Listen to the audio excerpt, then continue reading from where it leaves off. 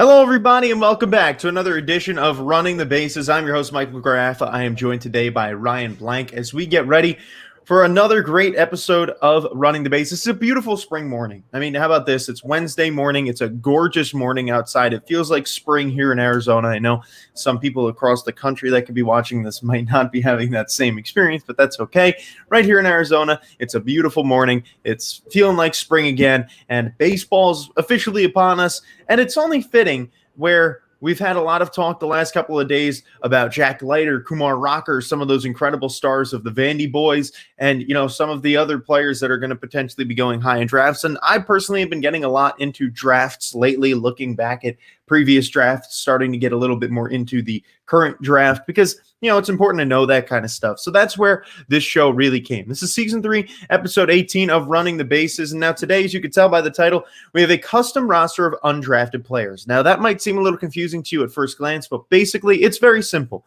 What it is, as Ryan said to me when he came in, it's not only meant to frustrate us, but it is a custom roster of players that our team could have picked in the draft, but didn't. For example, let's say your team had the 6th pick in the draft. You picked someone that never made it to the big leagues, and then Corey Seager was drafted 9th. Corey Seager could then theoretically be on your roster here because he was drafted after your spot, meaning you could have chosen him. That's the point of today's show, is to find players that our teams really could have drafted and just didn't. They had the chance, they didn't pull the trigger on it, and ended up drafting either someone great or just someone that wasn't as good. So, Ryan, I know you have some thoughts right away about this. What was your experience going through, finding these players and, trying to make this roster? I went all the way back to 1982 just to see how frustrated I could get, because I got easily frustrated. And one of the names I found, I'll tell you in a little bit. I almost lost it, just to say that. But overall, it's just proves some organizations have done a terrific job drafting. I got to highlight the Dodgers, even though people are tired of hearing how amazing the Dodgers are. They drafted Seager, Gavin Lux, and Bellinger. They did a great job drafting. And the same with the Padres. I don't give the Padres a ton of credit a lot, just to mess with my ex-roommate. But no, the Padres have done a great job. Have they traded away a lot of those pieces? Yes, but they have done a great job drafting as well. So then there's just teams that have just really dropped the ball in a sense. Oh, yeah. And I mean, going back and looking at it for me personally, because, I had to look at where the Mets picked first in the draft because, I couldn't pick anyone before the Mets pick. And the Mets have not made many good first-round picks. I mean, the only 2 first-round picks that have made the majors in the last 10 years that have been sufficient major leaguers have been Michael Conforto and Brandon Nimmo. Other than that, I mean, names like Daryl Siciliani were first-round picks for the Mets. I mean, it's incredible to me how some of these guys get drafted and they just don't come to fruition. And it was also funny looking back, seeing some of the names that I'm sure you felt the same, seeing some of the names that your teams picked like in the 09 and 08 draft, and you're like, oh my God, I forgot about these guys because they only played for 5 minutes. Yeah, and Michael, we talked to one of our classes about Brady Aiken. When I went through that draft and I saw his name, I just start laughing because that is one of the best things that ever happened to the Astros. Because you know who they got after that, right? Yeah, Bregman. They got Alex freaking Bregman out of LSU because they were given the 2nd overall pick because Aiken did not sign with them because of arm issues. So I just find that interesting. Yeah, it's funny how it's really the draft as a whole is so interesting. And it's funny when you go back and look at it and see, some of the players that went first, number 1 picks, first-round picks. And there's one player on this list that I'm sure you found too if you dug deep enough. One player here is a MVP player who was drafted in like the 7th round in 2010. And we'll get to him a little bit later, but an MVP player who has won like 2 MVP awards was drafted in the 7th round, and every team could have picked them in the first 6 and didn't. And This one team got him. So let's get into this torturing list, shall we? I only went back as far as 1996 because, I mean, I got a very good list of players and I didn't have enough time to go all the way back to the beginning of time. And I'm very happy with the list. Yes. I'll say this. I went back. I went from mainly 1992 to 2015. I just went a little bit back just to see anybody else from like 1980 to 1982. I didn't go anywhere between there. Yeah, I did. I went back to like 1984, just 1 year to see if I missed anybody. But I mean, the lineup I have, I highly doubt that there's anybody. I mean, maybe bullpen. Bullpen, I don't know if you had the same issue, but bullpen was very tough to find players in because a lot of times bullpen arms are later round draft picks, and I'm not going to scroll through 40 rounds just to find, Eric Gagne, who was, let's say like a 25th round draft pick. So obviously that's not a fact. I'm just, most times for some reason, relief pitchers that end up being really good are later round draft picks. I think Seth Lugo was like a 40th rounder or something. And it's just funny how those kinds of things happen. And you can't predict how relievers are going to do, but you can predict how starters are going to do. And that's what we start off with. Our new format of this custom roster that we did the last time. We have 5 starters, 3 bullpen arms, 1 for every main position. And then we have 3 outfielders and 3 bench players. Let me just say, I was really tempted to expand it to 5 bench players, considering some of the incredible names that I had to get rid of this list. For example, Aaron Judge was on here. The Mets could have drafted Aaron Judge, but he can't be on the list because I have some better arms or some better names in the bench. Same thing where the Mets could have drafted Trey Turner, also could have drafted Tim Anderson. Some really great names that the Mets could have drafted but didn't, that didn't even make this roster. So keep that in mind as we go along, that there's some elite names here. So we started off with starting pitchers. We'll just go one pitcher at a time. The first one that I have for me, I put them in order of, best from in like a rotation of 1 to 5. And the number 1 starter here that when I saw his name, I was so disappointed that the Mets didn't take him, and that was Chris Sale. Chris Sale went, I didn't write down the round, but he was drafted significantly further down the line after the Mets draft. And I saw that and I said, are you serious? I mean, this kid, when he made it to the big leagues, I knew he was going to be something special from the start. I mean, I could see it from him right away. And for the Mets and other teams to not realize that when he was, coming out of college, it's surprising to me. I'm sure you may or may not have him on your list, but for me, he's definitely at the top of my rotation for people that the Mets didn't pick. I did not put it in the order of the best. I put it in an order that makes it just so frustrating. Let's go with the first one. CC Sabathia. He would get drafted to torment the Royals with the Cleveland Indians for years. So there's that.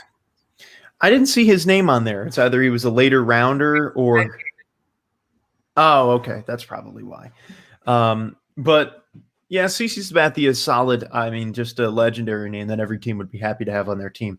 I'm happy with my 5 starters. I mean, I think I've got some iconic names on here too, as you'll see.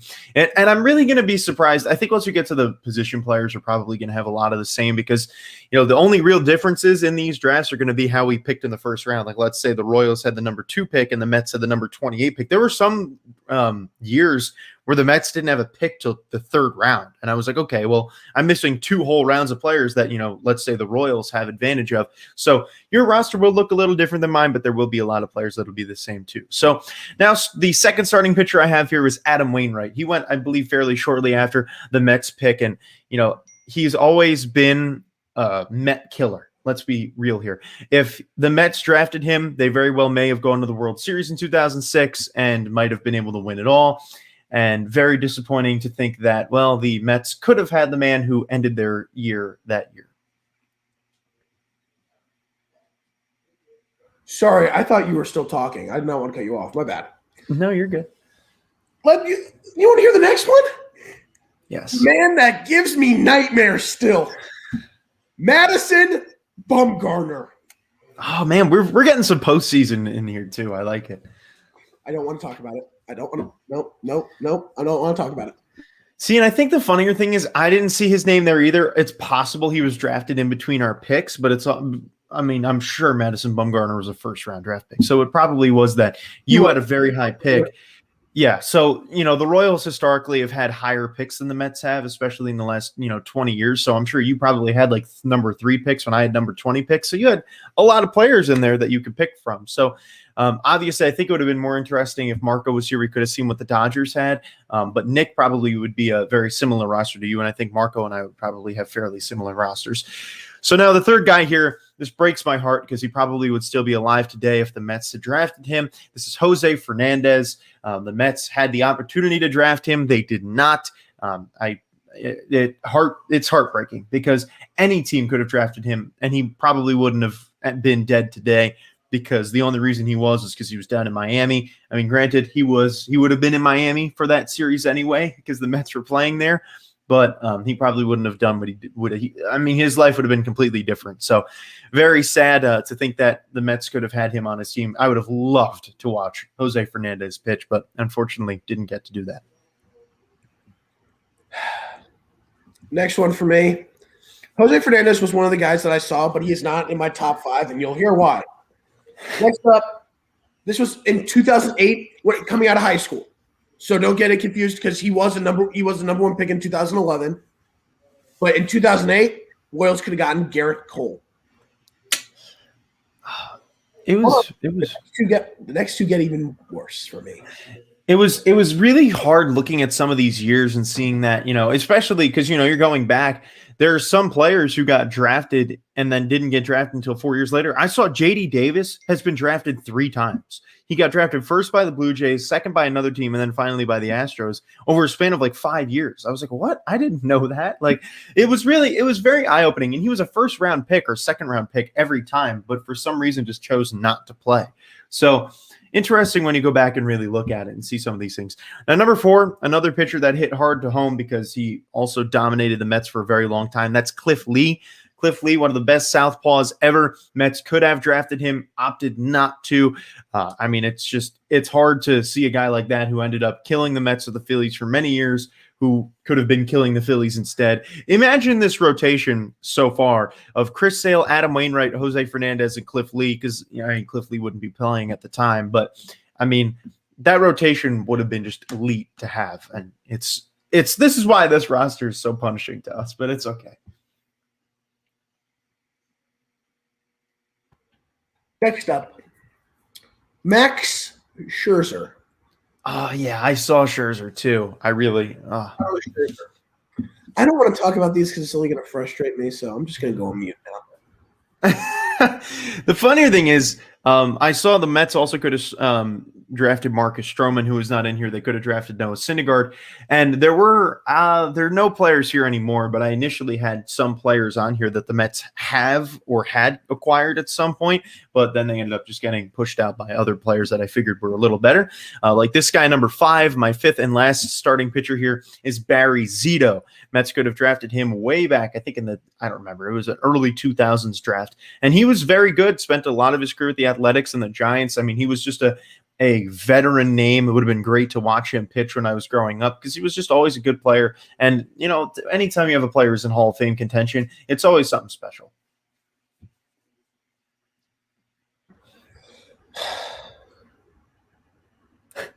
This is really killing you. Clayton Kershaw is the 5th pitcher.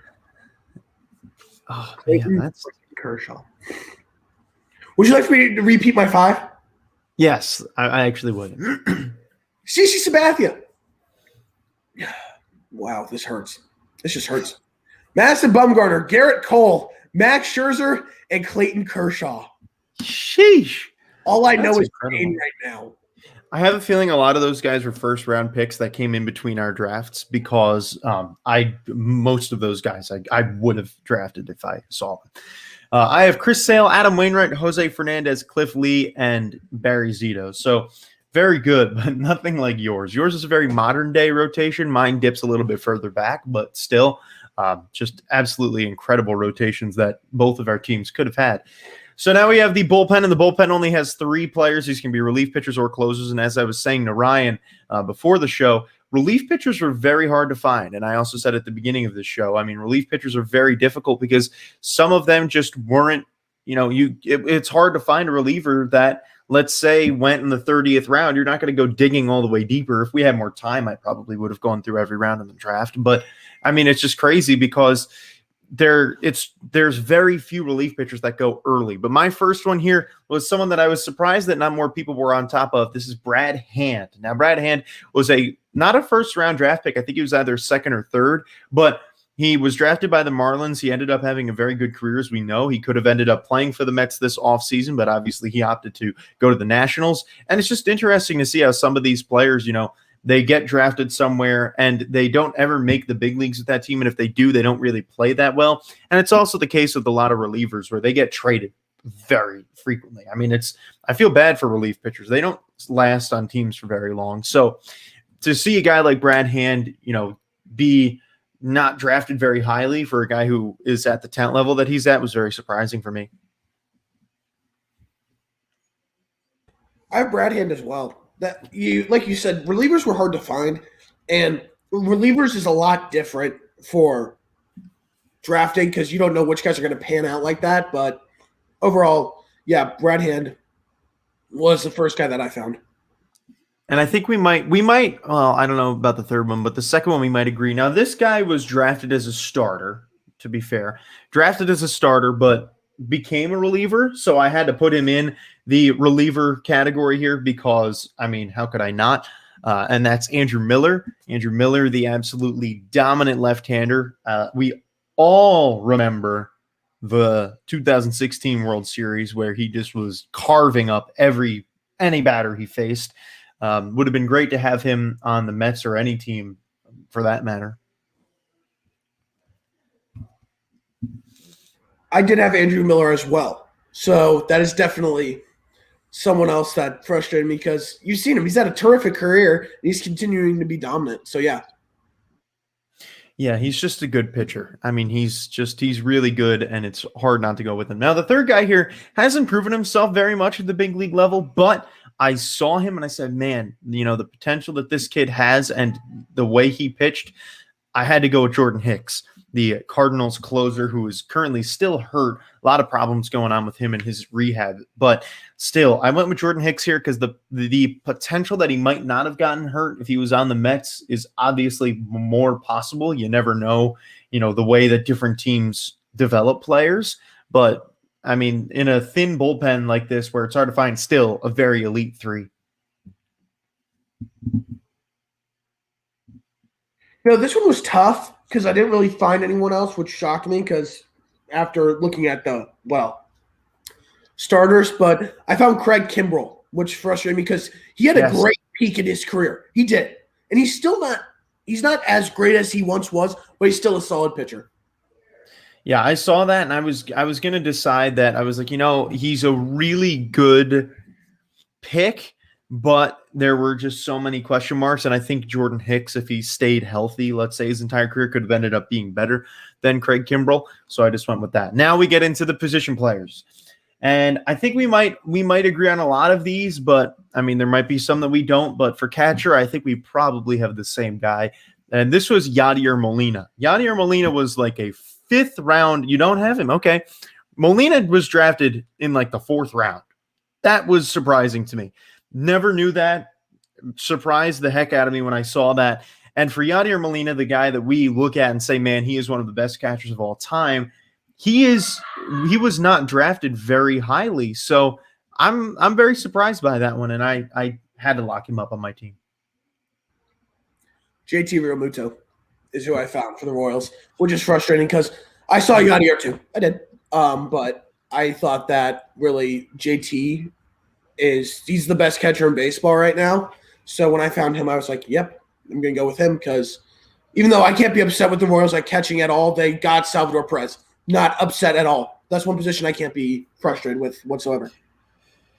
Yes, the thing for me that I'm definitely frustrated with that because I saw Realmuto and I said, Realmuto is great and I would have stuck with him, but I had to go with the long-term success of Yadier Molina, where Realmuto has been great so far in his career. We expect him to be very good, but he has a lot of time left in his career for him to possibly fail and fall off. We don't know what he's going to do in the next, 7 years. we know what Yadier Molina has done in his entire career. He's dominated, so that's why I just had to go with him. And it was hard for me to pick between the two, but once I saw Molina's name, I was like, you know what? I have to go with him. Now, first base, I had to go with Freddie Freeman here. Saw him and Freddie Freeman. There were, first off, so many elite first basemen that I could have gone with here. My 2 out of the 3 players on my bench are first baseman, but going with Freddie Freeman here was a no-brainer for me. It was a very, very close one between Freddie Freeman and the guy that's first on my bench. It took me like 3 minutes to decide, but I ended up going with Freeman at first just because I think he's got a lot more potential to be incredible his entire career. I did not see Freeman on my list. Where was he? I don't know. It's possible that he was let me find him somewhere. Let me just look it up. Freddie Freeman was drafted in 2007. He was a second-round pick. Yeah, he was a second-round pick. And your team did draft before him, so you could have gotten him. You just skipped over him. That's fine. It happens. I'm sure I skipped over a few players who just didn't realize it. We were just scrolling through like, oh, let me see if I see any good names. And, you get to a point where you're just like, oh, my goodness, I can't even. Yeah, I'm going to slot Freddie Freeman in there. Okay. Well, that's good. I skipped over him. It happens. Who I originally had, though? Yes. Originally, I had Todd Helton. 1992. Oh. 1992. Oh. Yeah, I didn't go that far back. Yeah, but no, thanks for making me feel even worse. Appreciate it. It's okay. You're welcome. You're very welcome. That's you. I mean, okay. We all could have had Freddie Freeman, second-round pick. And the crazier thing for me, he was picked 1 spot after the Mets. 1. The Mets had the 77th pick, and Freddie Freeman was picked 78th. Trust me, you know my frustration later with the last player on my bench. Oh, yeah, it's hard. There's a lot of frustration here. Now, second base is a player who just signed a big 5-year contract with the New York Yankees. That's DJ LeMahieu. I saw him, and I was like, boy, I can't pass up him. I had for a long time at second base Gavin Lux, but then I found LeMahieu, and I was like, okay, finally found a second baseman that's proven himself throughout his entire career. So I'm happy with LeMahieu to have it at second base any day of the week. I didn't go insanely far back in the drafts. I went like the first couple of rounds or so. Mm-hmm. And who I found was Chase Utley, drafted in 2000. He was drafted 1 pick before the New York Mets in that draft. So, there's frustration there. I just ran out of time. I wanted to go back more and go through the drafts more, but I just didn't. I went through the first couple of rounds in each one, then went to different ones.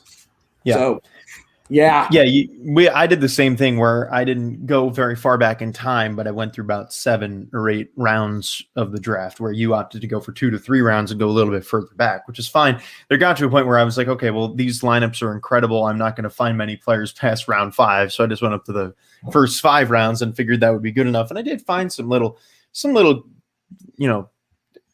oysters in the water that I was able to pick up, pearls in the water. Frustration.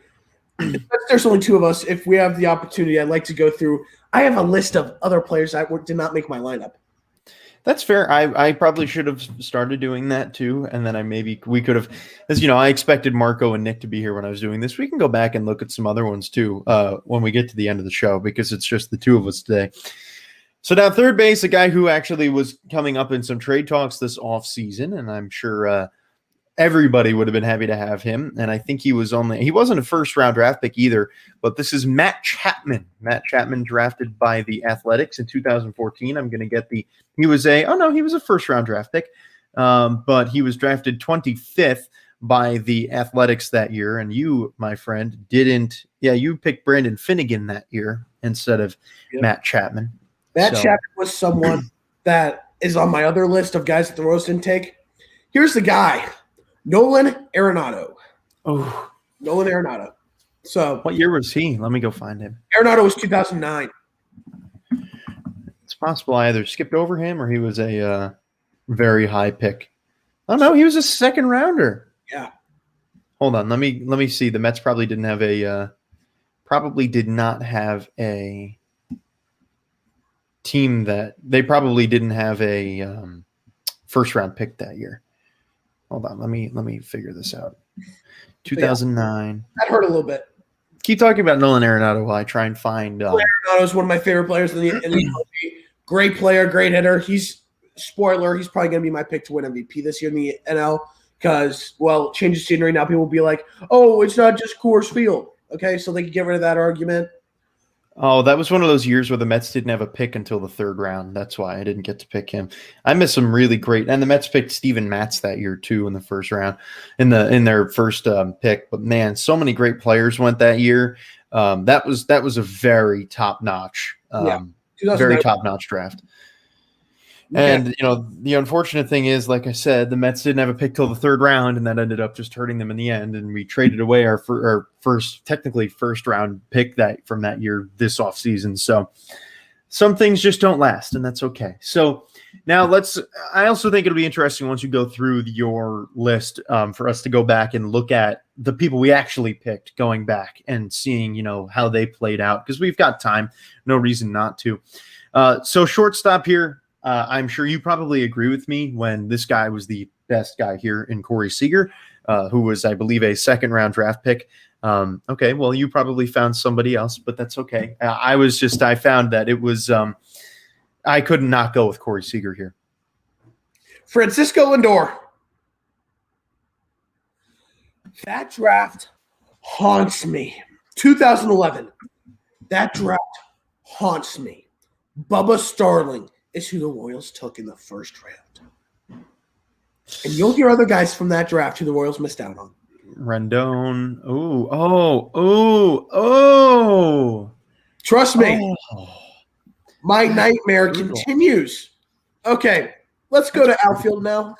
That's brutal, dude. Yeah. I was fortunate to have the 13th pick in that round and went with Brandon Nimmo, but still, that was the draft where Jose Fernandez was picked one after the Mets. So that was painful. So let's go to the outfield, shall we? This is the player I was talking about before who was drafted. Let me get the actual round for you really quick because I want to be accurate on this because it was very surprising to me. There we go. He was drafted in 2011 in the 5th round. This is Mookie Betts.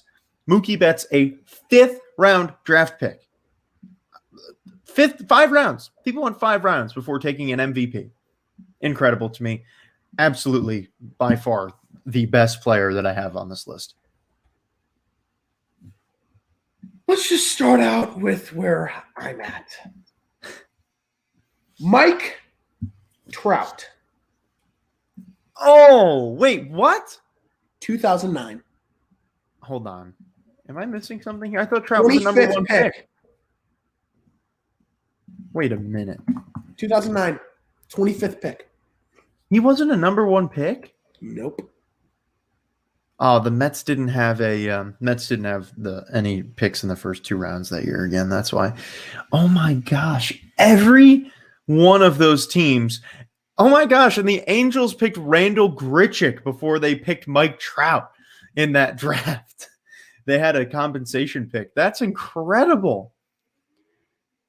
Look at all these teams. The Nationals, the Mariners, the Padres, Pirates, Orioles, Giants, Braves, Reds, Tigers, Nationals again, Rockies, Royals, Athletics, Rangers, Indians, Diamondbacks twice, Marlins, Cardinals, Blue Jays, Astros, Twins, and the White Sox all could have drafted Mike Trout and did not. Yep. Wow. That is the biggest surprise. Obviously, I didn't know that because the Mets didn't have a pick in that round, so it didn't matter to me. That would have haunted me. If I knew the Mets had a pick that round, that would have haunted me for the rest of my life. Absolutely. And it's very possible that the Mets could have been one of the teams because the Angels had a compensation pick that round for whatever, the 24th or 5th pick. It's very possible that the Mets could have been one of the teams that gave up that pick because they had to give up a pick. Clearly, they signed someone that had a qualifying offer, so they gave up a first-round draft pick to them. How about that? That's incredible. I'm very surprised. I mean, it's very possible that the Mets could have been that team that could have drafted Mike Trout, but they didn't. It's okay, though. We will all wish that we drafted Mike Trout that year, even though the Mets couldn't have. So now the number 2 guy here in the outfield is another very surprising player who was drafted not in the first round. This is Cody Bellinger, who was drafted in the 4th round of the 2013 draft. Cody Bellinger, an incredible player. The fact that he was drafted 4th. First of all, the Dodgers are very good at getting some guys like this Corey Seager, who was not picked very early. Cody Bellinger drafted in the 4th round. They picked Gavin Lux. They just are incredible drafters, as Ryan and I talked about before the show. Very good drafters. There's a reason why they're the best team in baseball right now, because they are smart drafters. They don't have to pay the money to get these guys. They just home grow them. Very, very good job from them. Let's see your second outfielder. Mookie Betts. It's insane that he was a 5th-round pick. We'll just go with that. And the fact that no team really bid on him earlier than that was insane, because look what he's become, an MVP and a 2-time World Series champion. Unbelievable that Mookie Betts went in the 5th round. I think that's probably the biggest surprise here, other than actually I would say Mike Trout not being picked first is the biggest surprise, especially because, we're hearing Jason Dominguez talks right now that are unbelievably high on Jason Dominguez, where, everyone's comparing him to Mike Trout, and the way Mike Trout was, he's saying he was better than Mike Trout in that draft. But you would think that if people are comparing him to Mike Trout, that he would have to be like a 20th pick instead of a number 1 pick, just again, that's why drafts are so interesting. You can never really be sure about who you're going to be getting. And now the third and final outfielder I have here is somebody who tormented the Mets. I have his t-shirt. He tormented the Mets. He is currently a crosstown rival now, and it kills me to say that the Mets could have drafted him, but didn't. Giancarlo Stanton. Mets had the chance, didn't take Giancarlo Stanton, could have saved years of home runs at Citi Field against the Mets and turned them into home runs for the Mets, but instead they decided not to sign, at the time, Mr. Mike Stanton. But that's okay. They didn't make up for it in any way. I can't say that they did, so it's fine. You want to hear my next one? Absolutely. Christian Yelich. Okay. Christian Yelich. So, yeah. Let's move on now. This one really hurt you a lot. This show really dug in deep to you. I would have loved to see what it did to Nick and Marco. Oh, it nearly took everything out of me. I don't want to talk about it. I would be interested in doing another one of these shows, but going decade by decade, like doing 10s to 20s, 0s to 10s, 90s to thousands. This is just overall, and let's be honest, this is really just from the last 25 years. So I'd be very interested to go back in time and see some of those players, even though as you get later on, we probably would find some players that we just don't know. Hey, buddy, it's okay. We could have had Giancarlo too. It's all right. Oh, yeah. Brutal to think that the Mets could have drafted Giancarlo Stanton and didn't. All right, let's get to the bench. The first guy I have on this bench is the first baseman I was talking about before that I went back and forth between him and Freddie Freeman. This is Joey Votto. Joey Votto, an elite first baseman. I wish the Mets had drafted him. So many teams passed up on Joey Votto, but unfortunately the Mets were one of them.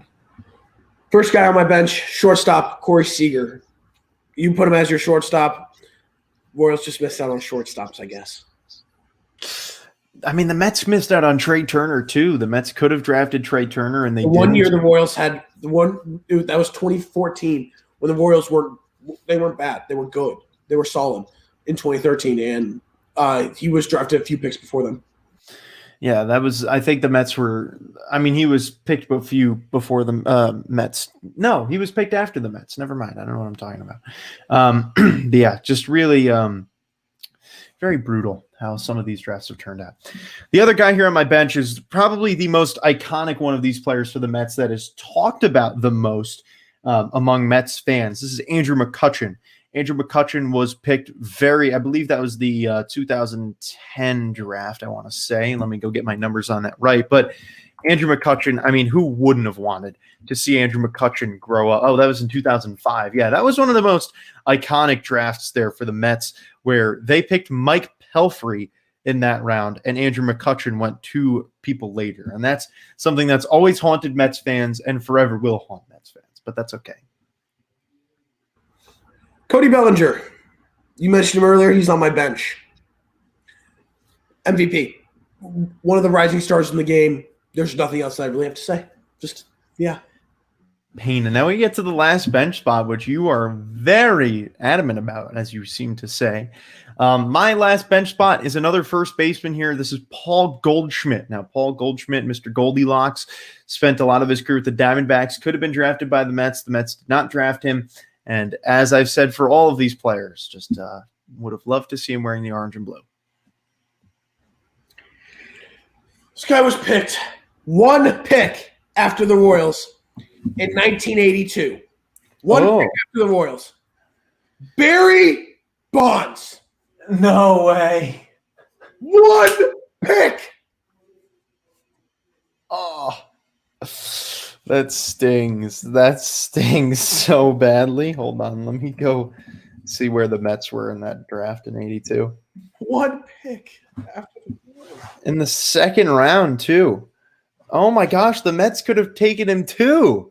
The Mets picked Floyd Umans that year. Hold on. Think about it this way, though. At least he wasn't taking one pick after you. Wait a minute, but wasn't Barry Bonds drafted by the Pirates? This was him coming out of high school. Wait, that's funny. He was drafted by the Giants and then ended up getting drafted again by the Pirates and then went to the Giants. Yeah. This was him coming out of high school. Clearly the Giants were very salty that they didn't draft him or get him right away. That's really funny. So I'm not happy. That one nearly set me through the moon. That would have really aggravated me too if I saw that. I'm going to be honest. So how about that? Elite rosters, first of all. I want to point that out, that was an elite set of players. Now let's hear some of the guys that you didn't draft, that you didn't have on this list, because I'm very interested to hear. First one, Jacob Degrom. Few picks after the Royals in the 9th round. There's one.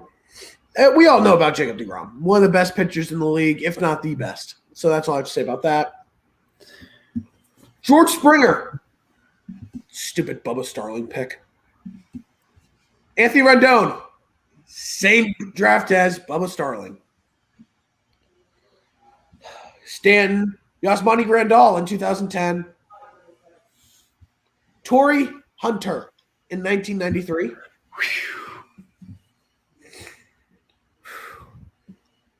Javi Baez in 2011. Bubba Starling. That draft is going to forever haunt me. I'm not even going to lie to you. I'm just straight up about it. Max Fried in 2012. Aaron Judge in 2013. Devin Williams in 2013. Tim Anderson in 2013. That 2013 draft, very good, by the way. Yeah, it was a good draft. Alex Verdugo in 2014. Matt Chapman in 2014. Mike Soroka in 15. Tristan McKenzie in 2015. Now let's get into some older names. 1992, Jason Giambi. I saw him. 2007, Corey Kluber. Yes, I saw him as well. 1999, Justin Morneau, who went on to kill the Royals with the Twins. 2002, John Lester. Yes. 2008, Charlie Blackmon. Yes, saw him as well. 1982, Barry Larkin. Oh, that's tough, especially because you went to the Indians. That's tough. 2010, Chris Sale. 2010, Noah Syndergaard. Hey, what can I say? 2011, Jose Fernandez. 1992, Todd Helton. We mentioned them before. Yes. 2002, Brian McCann. Yeah, I did see him as well. That is my list. If you'd like for me to go find more, I probably can. Oh, I'm sure we can. I had many on here that the Mets could have taken but opted not to. That was very, very hard. Sean Manaea was someone there. Hey! Corey Knable. I know you drafted Sean Manaea. Goodness, that should aggravate you. Well, here's the reason why that doesn't aggravate me. We traded him to get Zobrist in 15 to win the World Series. There you go. Okay. Well, then that's fair. So Zobrist was on the Athletics, or did he get traded again from the Rays? No, he was on the Athletics. Interesting. I didn't know that. Yeah, there was just so many incredible players. Let's go through now and go back and look at some of our team's picks, shall we? So, do you really want me to? I do. Let's go to. Let's start 2011. Why don't we? Well, no. Let's start with 2017. We'll go with 2017 because that was the year I first looked at it. So 2017, Mets first round draft pick David Peterson. Perfectly happy with him. And then they also took Mark Vientos in the second round, he's coming up at some point. And then Quinn Brody, who I've heard nothing of, and Tony Gibrell, who I've also heard nothing of. Your boy was taken first overall by the Royals. Your favorite guy in MLB The Show. Oh, Nick Pratto. Legendary. Yep. Good job. First overall in 2017? He wasn't our first overall. He was our first round pick, number 14. Oh, you said first overall, so I got No. First pick. I was like, wait. I didn't think the Royals had the worst record of baseball year after winning the World Series. That was 2 years after. Second up, we had MJ Melendez, who I'm actually very excited for, a young piece who is probably going to be the successor to Salvi. He is. I think he's going to be very good. Yeah, he's going to be very good. Then Evan Steele, we haven't really seen anything from him, but I don't know if he's still with the Royals.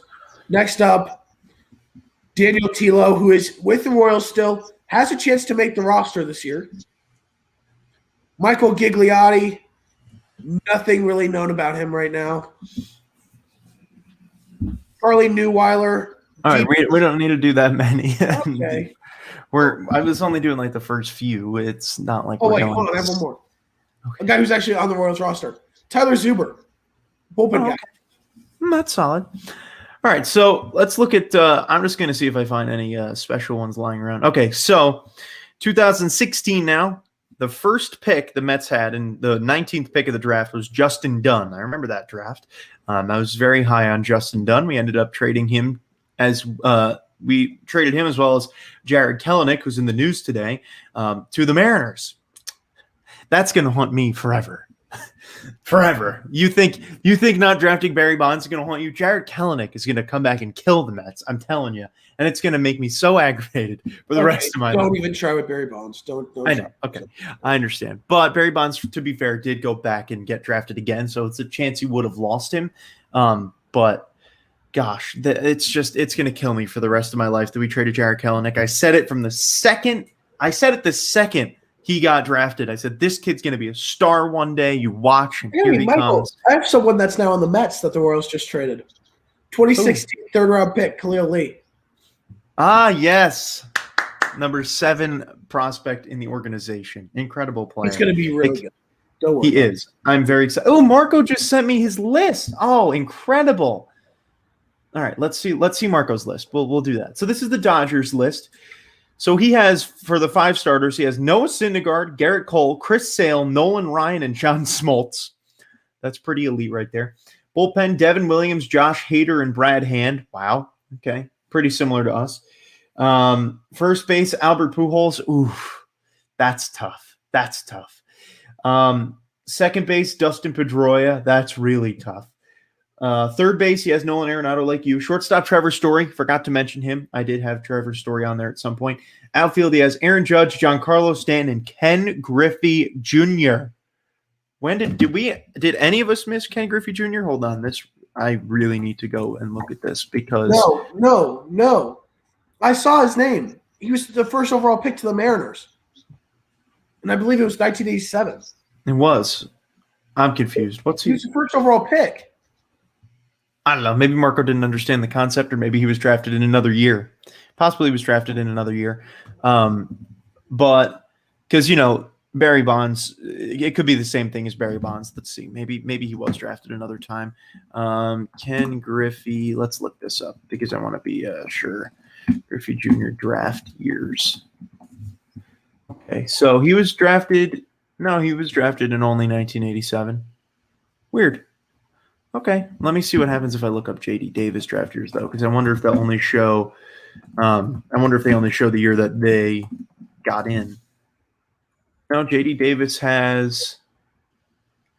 Okay. I don't know. I Okay, whatever. Can we talk about how ridiculous that whole thing is with Jared Kelenic? How he feels like he's being punished because he wouldn't sign a long-term deal. No, he feels like that the organization is punishing him. Exactly, which is ridiculous. Why? Okay, first off, I'm going to say this nicely. Nobody wants to sign a long-term deal with the Mariners. Second off, don't punish the league's number 4 prospect. You're being stupid. Don't make him even feel like that. It's going to kill me. It's going to kill me. Yeah, because who did you trade it for? What'd you get? Edwin Diaz and Robinson. And Luis Diaz. Hey. Edwin Diaz is coming off of a very good year. Robinson Cano. Oh, the cheater. That's right, the cheater. Correct. Who's not even playing this year. The man who will never deserve to make it into the Hall of Fame and someone who should never be allowed on a baseball diamond again. Disgrace to the game. I will forever be upset that the Mets traded Jared Kelenic. I said it to my buddy Ben back in New York. I text him all the time about it, that the New York Mets, at that time, I was in a room with him when the Mets were talking about trading Kelenic, and I said, Ben, if they trade Jared Kelenic, it's going to be the biggest mistake they make, because that kid's going to be incredible one day. This was 2 years ago, and here he is. And he's going to be incredible. And I knew it. Fortunately, the Mets kind of made up for it. They signed Pete Crow Armstrong, who's going to be very good. I'm very high on him as well. But I just am not. I'm not upset with the Royals right now. We got Asa Lacy, Bobby Witt. What else can I be upset about? Oh yeah, let's go back to some of those some of the other years in our draft. So 2016. Trying to get back there. I'm going to tell you some of the Royals' top prospects. Because that's fine. This is it'll just make you happy. Daniel Lynch, Asa Lacy, Edward Olivares, Kyle Isbell, Brady McConnell. Well, it was Khalil Lee that we traded him. Sully Matias. Beautiful. Okay, Marco made a typo. He meant Ken Griffey Sr., not Ken Griffey Jr. That makes a lot more sense. Yes, because he said that was a typo. Okay, so 2016, the Mets also drafted Anthony Kay, whom they traded for Marcus Stroman. I would say that's a bit of an upgrade. And then Pete Alonso was drafted in the second round of the 2017 draft. So you could have had him on your roster here too, even though I technically wouldn't have. I wouldn't have put him over any of the people we had. Let's see, any other names here that stick out? No. Nobody. I don't know who any of these people are. All righty, let's get into 2015. 2015, great year for the Mets and the Royals. Signed drafted Desmond Lindsay, who has just not turned into anything, unfortunately. They did draft Thomas Szapucki that draft in the 5th round. Very good prospect. People are very high on him. I'm very high on him. Hey, you want to know something funny? What? The Red Sox drafted Andrew Benintendi with the 7th pick in the 2015 draft. Do you know where he is now? On the Royals. That makes me happier after doing this show. That's good. I'm glad. And it also makes me happy that even though the Mets didn't draft Francisco Lindor, he's now our starting shortstop. Oh, you. Sorry. Hey, maybe the Mets would have traded for him anyway from you, because the Royals would never be able to sign a monster contract. But also the Royals would have taken more than a bag of potato chips for him. Hey, I'm very high on Andres Gimenez. I think he's going to be a very good bag of potato chips. Stop. All right, 2014 draft, Michael Conforta. Robbery. The funny thing is, Michael Conforta was in the draft in 2014 and actually hit a home run in the World Series in 2015. Very special year for him. And he is the only player here that I see looks like that made it to the big leagues. He became the first player ever to pitch in the College World Series and World Series in the same year. Brandon Finnegan. Really? Oh, yeah, you're right. I remember that. Yep. Yes, that was a very wasn't that 2014 that he did that? Yeah. Okay, that's what I thought. Now, also something that will haunt me that the Mets did draft this player. Unfortunately, he's not as good anymore, but Nick knows very well about him. That is Mr. Michael Fulmer. Mets drafted him and then traded him for Yoenis Cespedes. I would say. I know. I saw that. I would have put Kopech on this list, but similar to some of the other guys, he hasn't proven himself yet. But, oh, man, some of these, first of all, let's take a look at the 2020 draft board. I want to do that. Oh, no, not 2020 draft board, the 2019 draft board. Why 2019? Because 2020, we don't know as much about the players yet. The 2019 draft, for all intents and purposes, was incredible. Like, there are some really big names here that are going to do incredible things, and I'm very high on all of these guys. Adley Rutschman, of course, is going to be the next big thing at catcher. Bobby Witt is going to be very good. Say that name one more time. Bobby Witt Jr. Oh, sorry. The people in the back can't hear you. Can you say it one more time? Just a little bit. Bobby Witt Jr. The Thank you. I just need to hear it. Andrew Vaughn going to be very solid. I believe he's going to be good at first base. JJ Bleday is also okay. I'm also basing a lot of this on the fact that they're doing well in 2030 in my MLB The Show and that they're like MVP players. Oh my gosh. Riley Green, I don't have very high hopes for. CJ Abrams, keep an eye out for that kid because I am very high on him. I think he is going to turn out to be one of the top players in the game one day. Just remember that name. Don't know who Nick Lodolo is. Don't know who Josh Jung is. Shane Langolier is going to be pretty solid. Hunter Bishop as well from Arizona State. Brett Beatty. Hunter Bishop. He only had one really good year at ASU. And the thing is, he is just so polished coming out of ASU. That's what it was. Yeah. He was so polished that people could just take the risk on him because you knew what you were getting.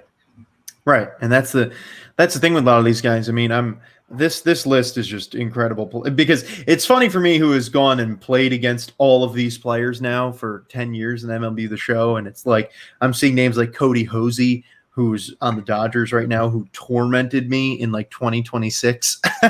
It's just funny looking through that and seeing some of these guys because a lot of these guys turned out to be really great there. A lot of them also didn't turn out to be great, but I have very high hopes for a lot of these players. But we are going to do some more shows in the near future on drafts. I know we have, I believe, coming up soon, we have a redraft at some point of something. I think I'm not going to, don't quote me on that. But okay, no, we don't have any redrafts coming up yet, but there will be some coming up in the near future.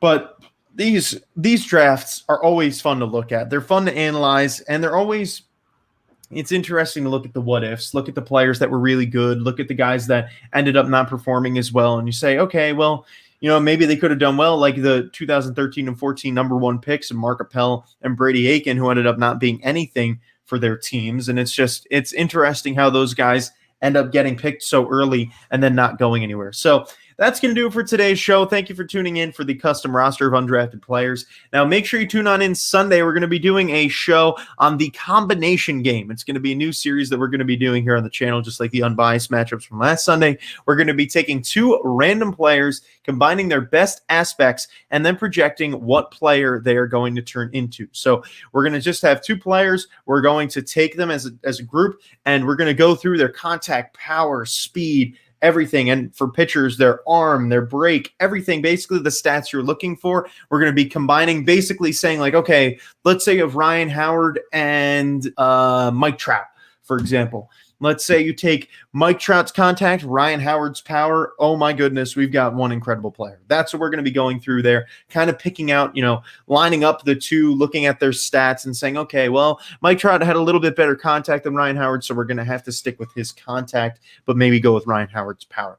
We're also hoping we'll be having Justin Toscano on for that show as a guest. That would be nice. We don't know that for a fact. He is covering spring training down in Port St. Lucie, so his schedule is kind of all over the place. We don't know what to expect from him yet. If not, we do have 2 other guests that are planning on coming on the show at some point in the near future. One of them being a bit of a bigger name. He writes for CBS Sports, so that's going to be a guy that we're excited to have on at some point in the near future as well. So, when is our boy Tim Ryder coming back?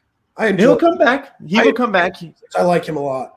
I completely agree. I think Tim will be coming on at some point in the near future as well. I mean, he can come on really anytime. It's up to him whenever he's free and wants to come on out and spend some time with us on a Sunday and just or even a Wednesday. We don't have many Wednesday shows left as we start getting closer to the regular season, but our boy Tim Ryder, he'll be back. We've got a great relationship with him going now, and we hope to have great relationships with the other 3 guests that I plan on having on as well. So thank you all for tuning on in today. We really appreciate you guys for coming out, and thank you all. We will see you guys Sunday morning, same time at 9 a.m. Arizona time.